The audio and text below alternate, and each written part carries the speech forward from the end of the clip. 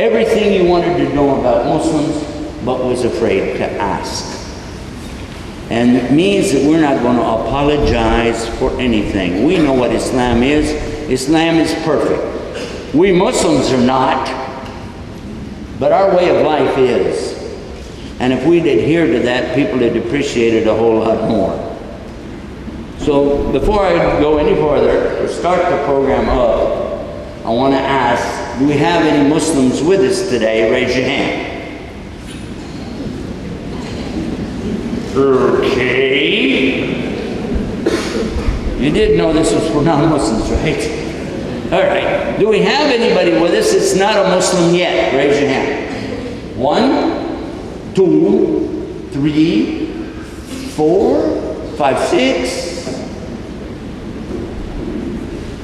You can't put your hand up twice.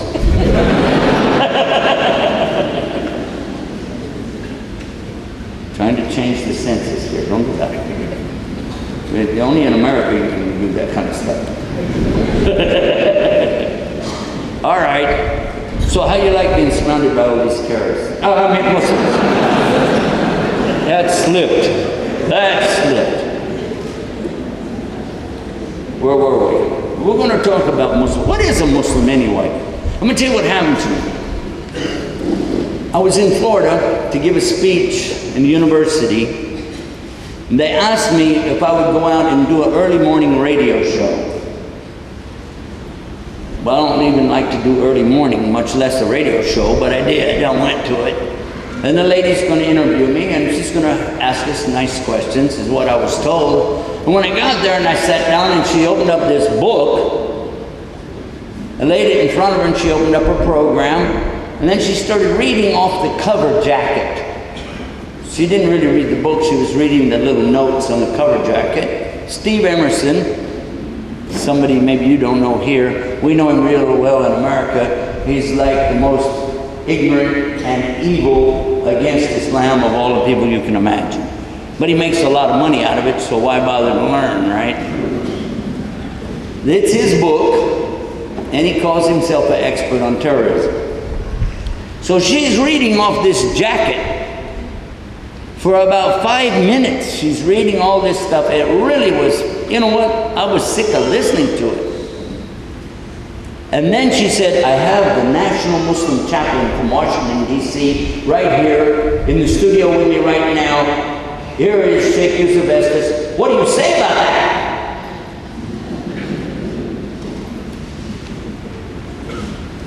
I said, well, in the English language, there's something called a question mark. And a lot of times people say they have a question and they put a question mark at the end of it, but really it's a statement. They're making statements and making it look like a question.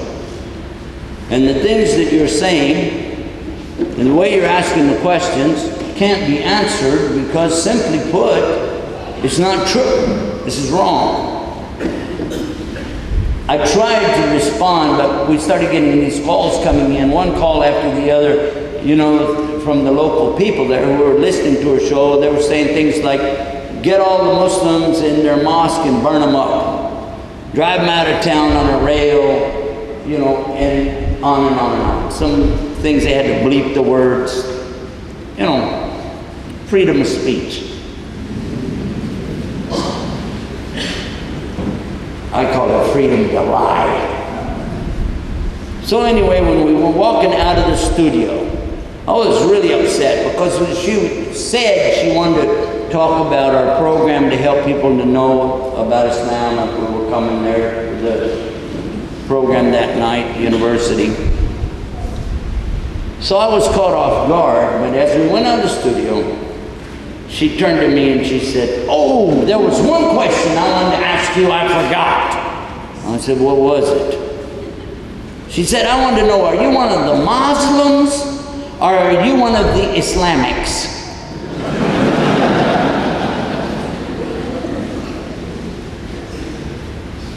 I wish she would have asked that question on the air, and then her audience could have understood how much she really had no clue what she was talking about. So let's find out what a Muslim is.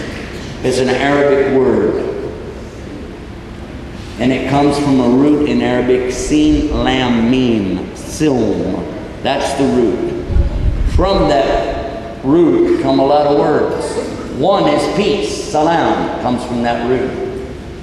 Another one is the word aslama as a verb, and we know it also as a noun, Islam. Aslama means surrender, submission, obedience, sincerity, and peace. If you've been to any of my programs, you know that I say that a lot. How many of you have been to any of my programs so far? Any of you? Not even half. Good, I can see you some of the same jokes.